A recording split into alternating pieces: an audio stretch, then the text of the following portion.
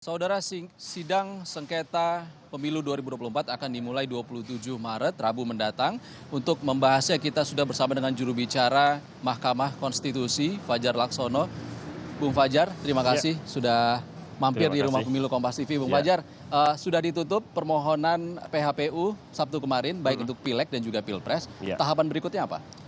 Tahapan berikutnya, karena memang penyelesaian perkara Pilpres dengan Pileg ini kan terpisah ya. MK akan menyelesaikan dulu perkara perselisihan hasil Pilpres.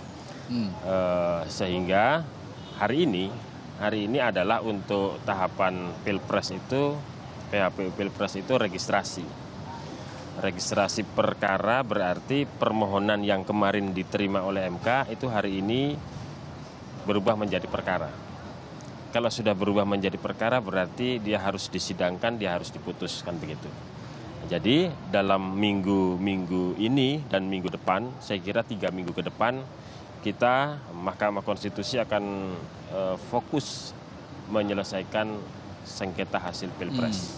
Nah, baru setelah itu, tadi juga sudah disampaikan Mas Iksan, setelah putusan Pilpres di 22 April, baru kita beralih menyelesaikan perkara perselisihan hasil Pileg. Ya. Jadi Pilpres dulu yang diutamakan ya. Termasuk tanggal 27 nanti adalah sidang perdana. Betul. Jadi hari ini kita registrasi sekaligus dalam 2 hari ini ada proses kalau misalnya ada pihak atau capres yang ingin menjadi pihak terkait. Kalau pemohonnya itu 01, 03, maka menurut ya penalaran yang wajar itu 02 akan menjadi pihak terkait gitu kan. Nah, ini dalam 2 hari ini kita berikan kesempatan. Besok itu kepada seluruh pemangku kepentingan perselisihan hasil Pilpres ini kita sampaikan salinan permohonannya. Supaya tahu, sekaligus memberitahukan bahwa tanggal 27 adalah sidang pertama. Nah, jadi semua pihak itu sudah siap dan sudah tahu kalau 27 itu ada sidang pertama. Nanti tanggal 27 Maret formatnya seperti apa, Mas? Apakah akan pleno dulu atau ada panel tadi? Iya, kalau Pilpres kan memang polanya satu majelis ya, pleno. Tadi disampaikan berarti ada 8 hakim konstitusi yang akan memeriksa dan memutus perselisihan hasil Pilpres gitu kan. Nah, hari Rabu itu 27 Maret itu sidang pertama, agendanya itu mendengarkan pokok-pokok permohonan.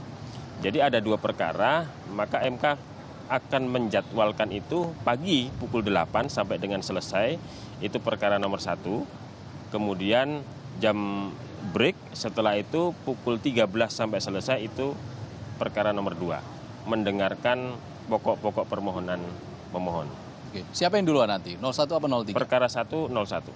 01 akan disidang lebih dulu? Ya, pagi selesai karena ini kan mendengarkan pokok-pokok permohonan, jadi agendanya tunggal itu, yang lainnya masih belum respon, hanya mendengarkan dulu gitu kan. Nah, baru setelah itu perkara nomor 2. Akan dilakukan di satu hari yang sama, 27 Satu hari yang sama. Satu hari yang sama. Betul. Mas Fajar, ada satu juga yang jadi pertanyaan publik adalah terkait dengan Hakim MK Anwar Usman yang sudah diputuskan pelanggaran etik oleh MK. Bagaimana saat ini kontribusinya nanti dalam gugatan sengketa Pilpres? Jadi ya memang karena Mahkamah Konstitusi harus taat patuh kepada putusan Majelis Kehormatan gitu ya. Ya tentu itu yang kemudian sekarang disepakati dan akan dilaksanakan. Tadi saya katakan pleno akan diikuti oleh 8 hakim konstitusi. Sesuai dengan perintah putusan itu tentu ya Hakim Konstitusi Anwar Usman tidak boleh ikut memeriksa apalagi ikut memutuskan. Jadi betul-betul ini adalah implementasi atau pelaksanaan dari putusan Majelis Kehormatan itu. Itu sudah dipastikan oleh MK. Tidak hanya Anwar Usman, tapi juga Arsul Sani juga yang jadi pertanyaan publik ini, Mas Fajar. Setelah menggantikan Pak Wahidudin, Arsul Sani memang mengaku sudah keluar dari P3. Tapi juga ada gugatan atau permohonan dari P3 dalam sengketa Pilpres kali ini. Bagaimana posisinya nanti? Kalau untuk Pilpres, saya kira kesepakatannya memang 8 orang gitu ya. Kalau untuk Pilpres, jadi kesepakatan di dalam rapat permusyawaratan hakim itu yang akan memeriksa adalah 8 hakim minus Hakim Konstitusi Anwar Usman. Artinya Pak Arsul, Hakim Konstitusi Arsulani akan ikut serta gitu ya.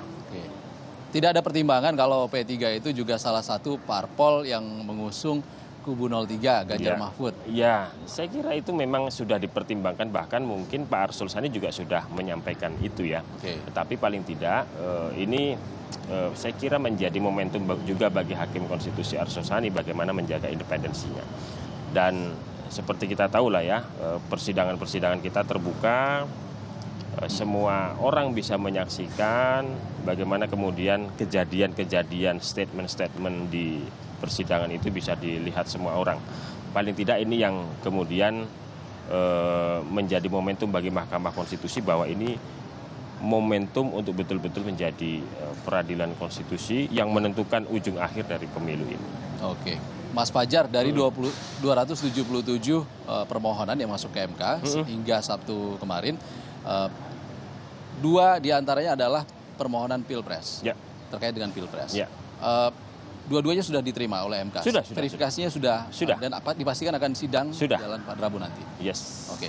Sementara 278 sebetulnya total.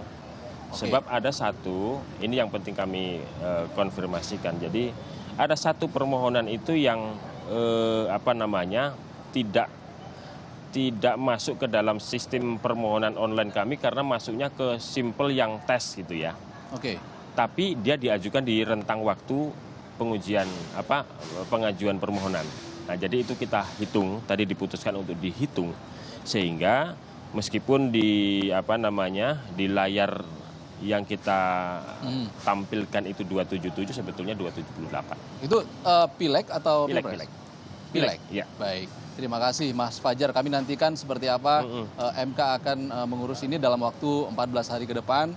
Punya waktu untuk memutuskan perkara ini. Terima kasih juru bicara MK Fajar Laksono.